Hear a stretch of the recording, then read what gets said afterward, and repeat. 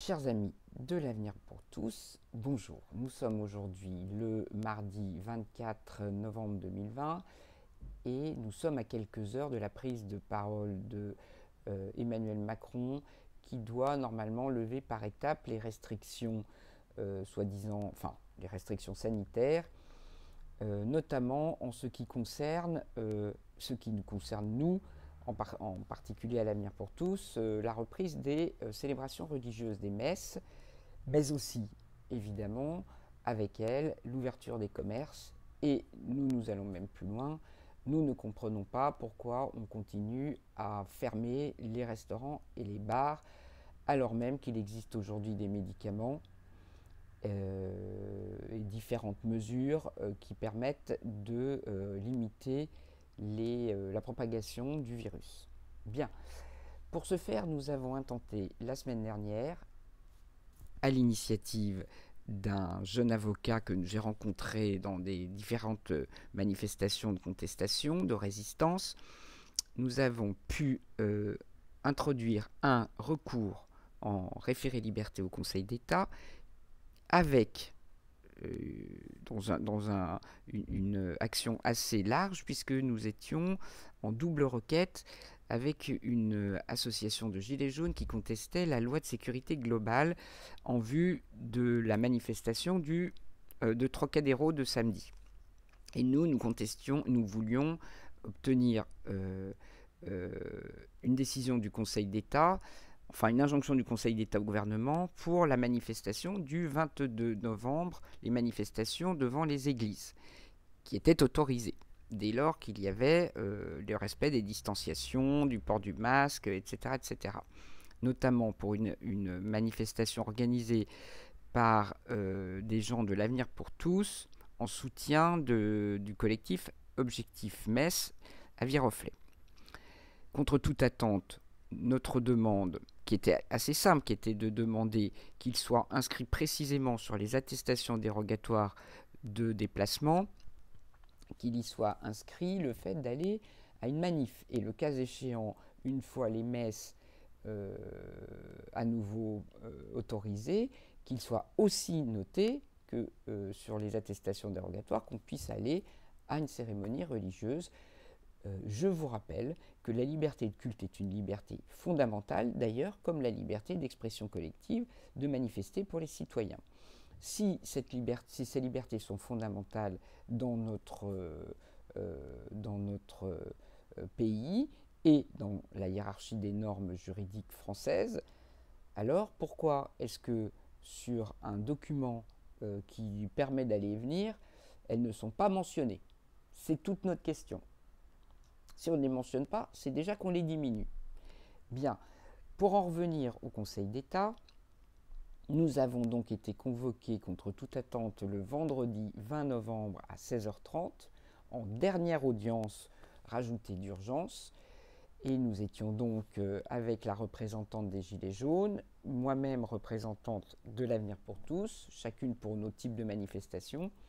Et nous nous sommes retrouvés avec David Wolf devant le directeur juridique du ministère de la Santé et qui représentait aussi le ministère de l'Intérieur.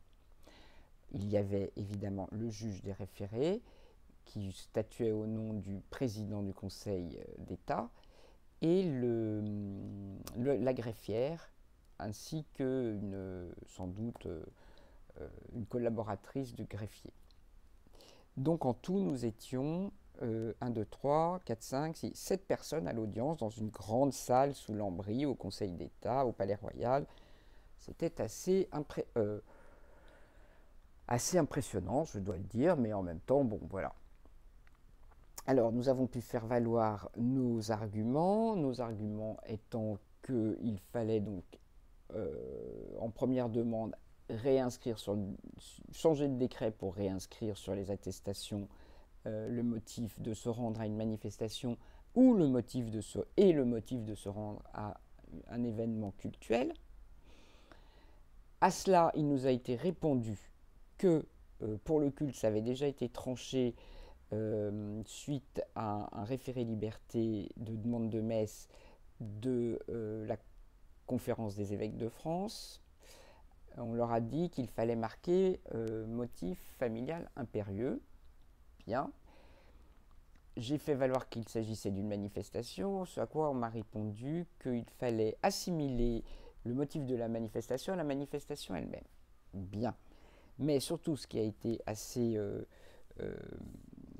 comment dire, sympathique, c'est de s'entendre dire que l'on pouvait noter aussi comme motif qu'on se rendait à une mission d'intérêt général demandée par l'administration. Voilà. Donc quand vous allez manifester ou que vous allez à une messe quand ça sera ouvert, vous pouvez aussi bien noter que c'est un motif d'intérêt général demandé par l'administration. Et moi, je crois que ça, c'est quand même notre meilleure victoire pour le moment. Ceci dit, ce soir, le président de la République va annoncer la reprise des messes, nous le savons. Mais nous demandons, et nous avons demandé par le biais du Conseil d'État, que cela soit concomitant avec l'ouverture des commerces, c'est-à-dire à partir soit du 27 novembre, soit du 28, mais du 29. Et nous avons un intérêt particulier à cela, c'est que c'est le premier dimanche de l'Avent, et que l'Avent est le premier, et ce dimanche-là est le premier jour de l'année liturgique.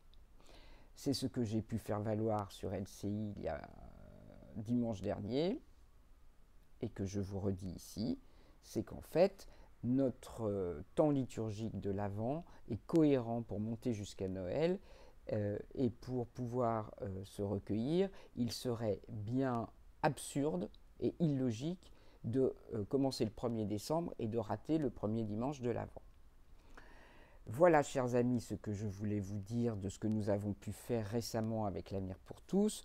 Je vous montrerai l'ordonnance du Conseil d'État qui ne changera pas le décret, donc qui ne changera pas les attestations, qui ne les a pas changées pour ce 22 novembre, mais le président de la République, changeant lui-même les données et ouvrant les messes, il est tout à fait légitime de pouvoir continuer de demander qu'il soit modifié avec la modification des restrictions, de modifier les attestations pour qu'il soit noté sur vos attestations le fait de vous rendre à une cérémonie religieuse dans ce temps très important et religieux de l'Avent qui nous prépare à Noël.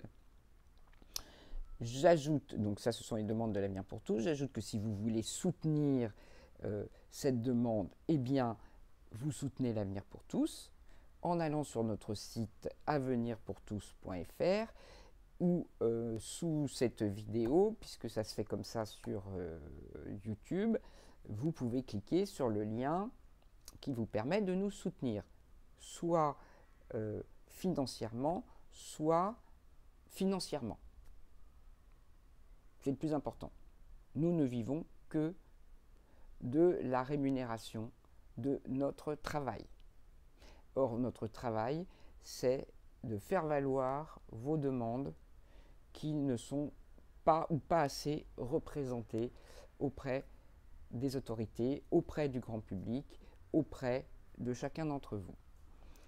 Donc je vous remercie et j'espère que ce soir nos souhaits seront réalisés à partir de 20h. Si ce n'est le cas, je vous invite à nous rejoindre encore plus rapidement et fermement. À très vite.